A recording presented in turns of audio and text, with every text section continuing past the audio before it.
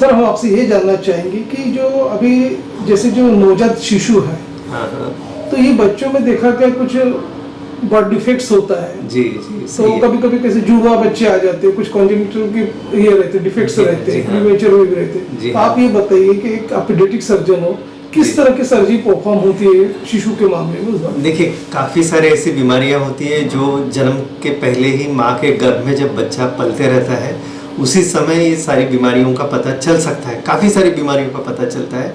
कुछ बीमारियां ऐसी रहती है जिनका पता नहीं चलता है। आमतौर पर ऐसा देखा गया है कि किडनी के संबंधित जो बीमारियां हैं इनका पता हमें जल्दी चल जाता है।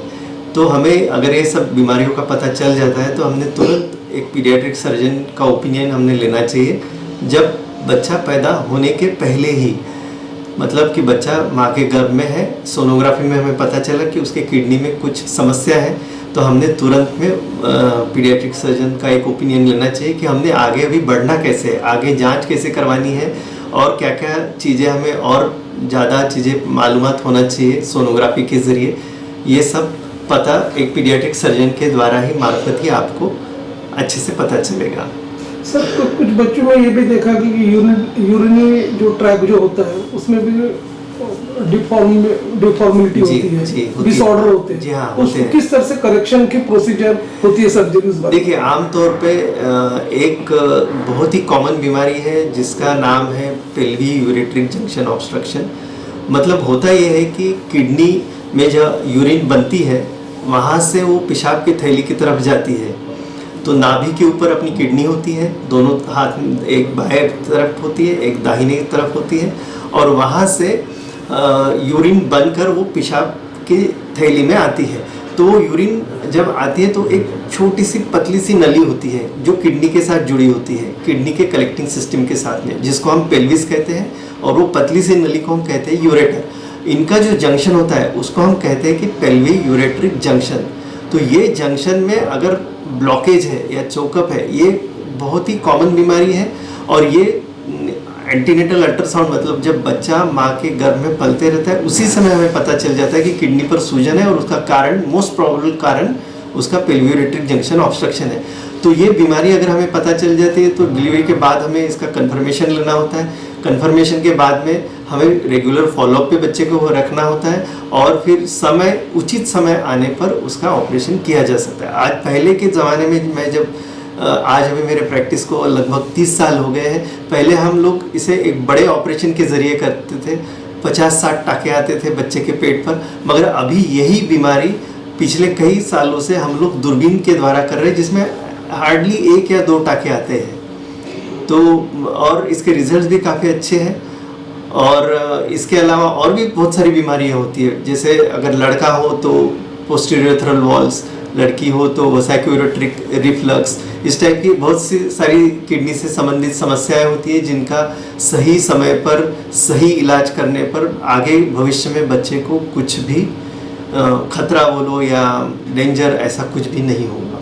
सर जो डिफॉर्मिटीज होती है तो आप ये बताइए कितने प्रकार की सर्जरी उस पर परफॉर्म होती है, और हाईएस्ट में कॉमन सर्जरी क्या है उस बारे में? अभी जो मैंने आपको बताया, ये पेल्वी यूरेट्रिक जंक्शन ऑब्स्ट्रक्शन वाली जो सर्जरी है जिसमें हम पाइलोप्लास्टी करते हैं, ये एक कॉमनली परफॉर्म्ड सर्जरी है। उसके बाद में मेल चाइल्ड, मतलब अगर पुरुष लड़का हो, पुरुष बच्चा हो, तो उन्हें पोस्टीरियर यूरेथ्रल वॉल्स, मतलब कि पेशाब की नली के बाहर, जहाँ से पेशाब बाहर निकलती है लिंग से, वहाँ पर उनको एक पर्दा होता है, वो एक कॉमनली परफॉर्म सर्जरी है। उसके बाद में लिंग से संबंधित, जैसे हाइपोस्पीडियस कहते हैं हमें उसे, जिसमें कि पेशाब का जो छेद होता है वो लिंग के टिप पे न रहते हुए नीचे की तरफ होता है, लड़कों में ये होता है, हाइपोस्पीडियस इस बीमारी का नाम है। ये भी एक कॉमनली परफॉर्म्ड ऑपरेशन है। और इन सारे ऑपरेशंस में अगर देखा जाए तो रिजल्ट्स काफ़ी अच्छे रहते हैं। शहर, विदर्भ और इंटरस्टेट के दर्शक doctor Sandeep live sir, Sandeep Hatwar sir आपको लाइव देख रहे हैं जी, और आपका नंबर और हॉस्पिटल का नंबर भी हमारे स्क्रीन पे फ्लैश हो रहा है जी।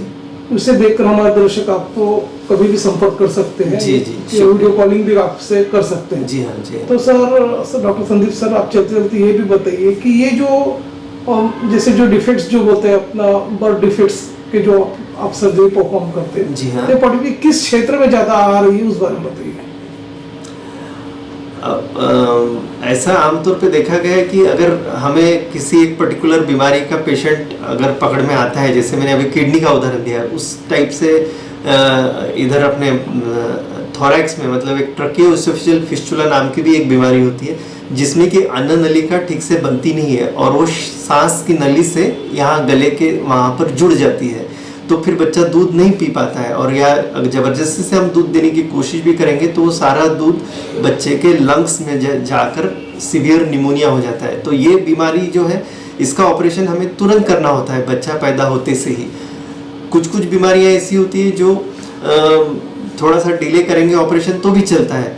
तो आमतौर पे जो आपका सवाल था कि कौन से क्षेत्र में ये बीमारियाँ ज़्यादा पाई जाती है, तो उससे बेहतर मैं ये कहूँगा कि अगर एक पर्टिकुलर कोई बीमारी का बच्चा अगर हमारे पास में आता है, तो हमने ये देखा है कि उसी बीमारी से संबंधित उसी महीने में काफ़ी सारे बच्चे आते हैं। तो हो सकता है कोई एनवायरमेंटल फैक्टर इसमें एक इम्पॉर्टेंट रोल प्ले करता हो, जो अभी आज तक मेडिकल साइंस को ठीक से पता नहीं चला। ऑब्वियसली कुछ कुछ बीमारियां ऐसी जो फैमिली में चलती है, जीन डिफेक्ट्स के जरिए चलती है, तो वो एक अलग कारण होता है और ये एक अलग कारण है। और ऐसे जब बच्चे आते हैं तो हम भी सतर्क हो जाते हैं कि अभी हो सकता है आगे और ऐसे बच्चे आएंगे, और फिर हम लोग उस तरीके से तैयारियां भी शुरू कर देते हैं। सर, जो कपल जैसे अपना जिनको आगे चल के जैसा प्रेगनेंसी होने वाली है जी, जैसे महिलाओं को जी, तो वो कपल्स ने किस तरह के एक तरह से प्रिकॉशंस लेने चाहिए ताकि प्रीमेचर बेबी का बर्थ न हो, और ये जो डिफेक्ट्स है वो कितने दिनों में, मतलब उसकी क्या पीरियड्स है कि उसमें वो डायग्नोसिस हो जाएगा? देखिए, कुछ कुछ बीमारियां ऐसी हैं जिनके कारण अभी पता चले हैं, जैसे कि रीढ़ की हड्डी के डिफेक्ट्स जो होते हैं, जिनको हम मेनिंगोमाइलोसिल कहते हैं या स्पाइना बाइफिडा कहते हैं। तो ये डिफेक्ट्स अभी मेडिकल साइंस को ऐसे पता चला है कि एक विटामिन B12 होता है और फोलिक एसिड होता है, इनकी डेफिशिएंसी से ये डिफेक्ट बच्चों में आ सकते हैं। अगर माँ को इसकी पर्याप्त मात्रा में अगर इसका हम डोजेस दिए जाए, और वो भी प्रॉपरली प्रेगनेंसी के 3 महीने पहले से अगर ये डोजेस उनको प्रॉपरली मिल जाए और ये डेफिशिएंसी से अगर माँ बच जाए, तो हो सकता है बच्चे के स्पाइन में कुछ प्रॉब्लम ना हो। तो ऐसी और भी बीमारियां, जैसे रिसर्च चलते रहते हैं और भी कुछ बातें सामने आएंगी, वैसे वैसे हम एंटीनेटल काउंसलिंग के ज़रिए ये सारे डिफेक्ट्स कहो या कुछ प्रॉब्लम्स जो बच्चों में आते हैं, ये हम कवर अप कर सकते हैं। ये तो मैंने एक बहुत ही सिंपल सा उदाहरण बताया आपको, फोलिक एसिड और विटामिन B12 का। ये तो इसका तो हमने पर्याप्त मात्रा में माँ को इसका सेवन करवाना ही चाहिए, इनके डोजेस हमने उनको देने ही चाहिए। नियोनेटल्स और जो बर्थ डिफेक्ट्स है, तो ये पर्टिकुलरली इसके जो करेक्शन सर्जरी परफॉर्म होने के बाद आप ये बताइए कि पोस्ट ऑपरेटिव मैनेजमेंट का पार्ट क्या होगा, उस बारे में बताइए।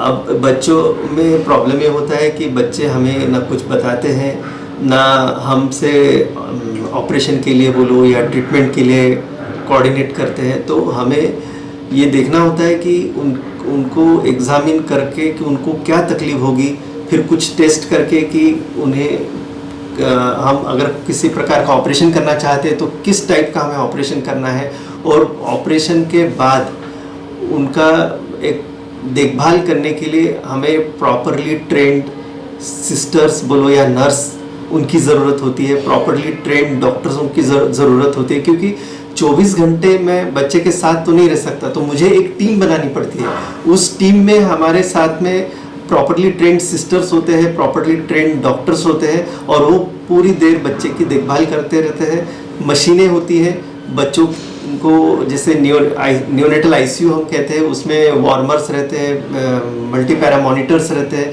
जो ये सारी चीज़ें बच्चों का तापमान, बच्चों का हार्ट रेट, ये सारी चीज़ें प्रॉपरली नियंत्रित रखते हैं। वेंटिलेटर्स रहते हैं, तो ये सारी चीज़ें रहना बहुत ज़रूरी है।